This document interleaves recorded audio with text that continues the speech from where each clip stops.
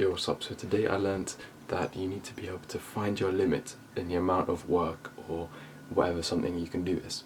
Because basically I've been doing like tons of work, so I kind of gave myself too much over the past few days, and it showed me my limit.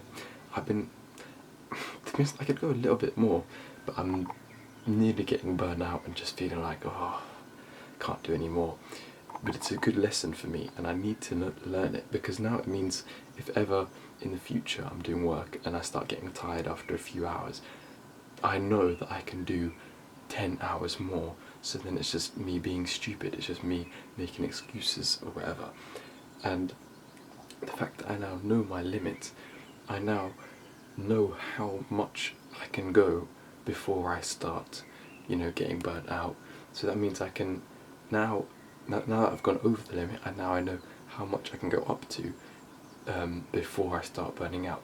So instead of like doing 12 hours of work for 4 days in a row, I'll be doing, like, if I do 10 and then make sure I go to the gym in the other 2 hours of the day, then I'll be good and I'm good to go.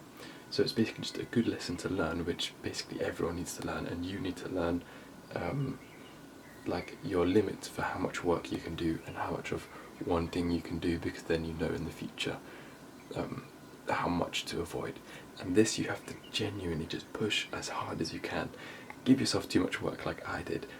Force yourself to do so much more work than you previously thought you should or could, and you'll be surprised. Yeah, that's another thing, because you'll also be surprised how much more you can actually do and how far you actually are from your limit.